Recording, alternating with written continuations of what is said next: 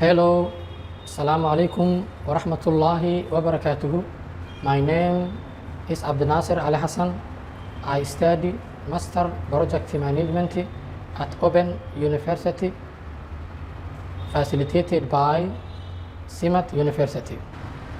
Today, I hereby present my findings on risk response planning.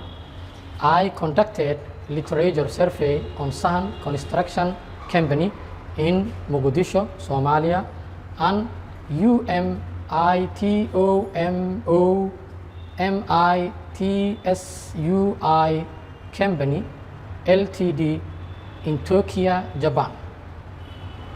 Then we assume that they agree to implement a project together as joint venture. And this party I will explain more in detail later, but first, let's understand what project risk management is. So, it's defined that project risk management is usually disregarded despite the fact that it is one of the most important components of successful project delivery. Generally speaking, project success is characterized by the delivery of the project's declared scope on schedule and within budget constraints. This is especially true for large, complicated projects because both of external influence and external project requirements may vary dramatically over time, as is the case with many large, complex projects. In order to be comprehensive, a project risk management method should include the following components, each of which should be scalable to the size and kind of given project.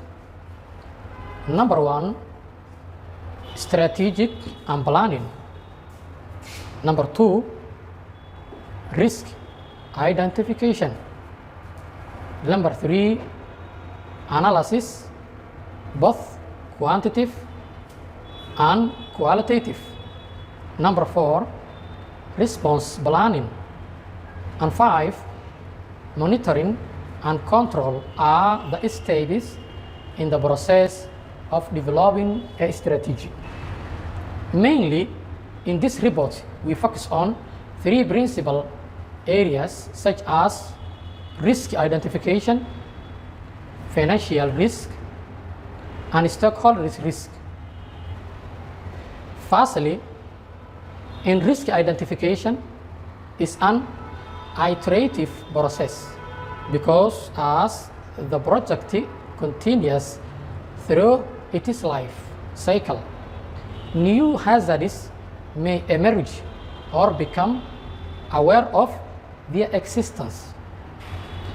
The number of iteration and the amount of engagement in each cycle will vary depending on the situation. The format of the risk statement should be constant in order to guarantee that each risk is understood clearly and ambiguously, which will allow for more effective analysis and response development to take place. In this section, we talk also risk registry, which is very important in risk management.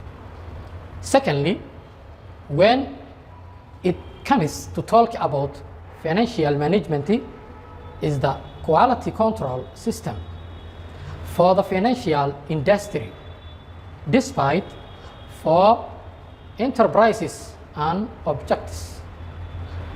It is fundamentally concerned with the discovery, analysis, and implementation of policies and procedures designed to limit or eliminate a company's or individual exposure to loss.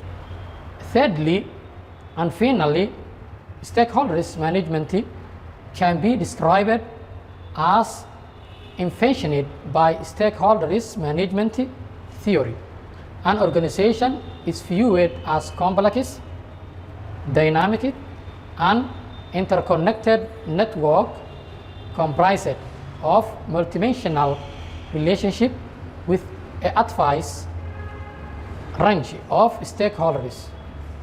In order to achieve cooperate objectives, organizations' performance and competitiveness are determined by how well they manage and cultivate these relationships strategically. Finally, the two companies implicated joint venture, which is basic agreement between the two companies as the report detailed, we talk about historical database. Project team and item leaders and team leaders use historical information to gather as much information as possible about projects, activities and events that took place in the past, so they can make informed decisions. Historical information can be any data containing resources that can be used to gather as much information as possible about project activities and events that took place in the past, so that the team can make informed decisions.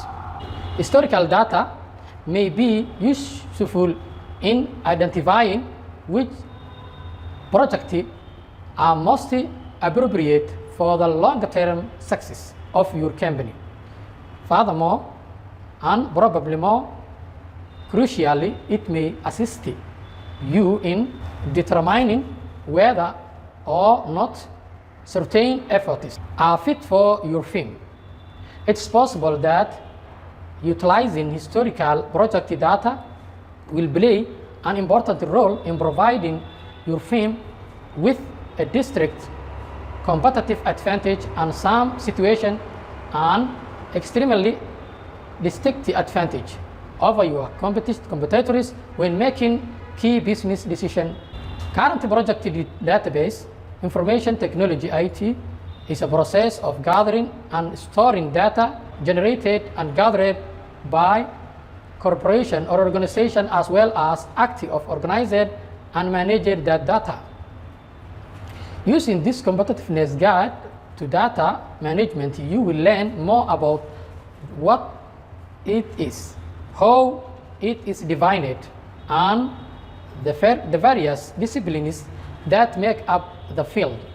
You also learn about best practices for data management, as well as challenges that organizations face, as well as financial benefits of implementing a successful data management strategy. A wide range of tasks are covered by the several disciplines that make up the overall data management process. And that is all how we summarized our report, and thank you for your watching.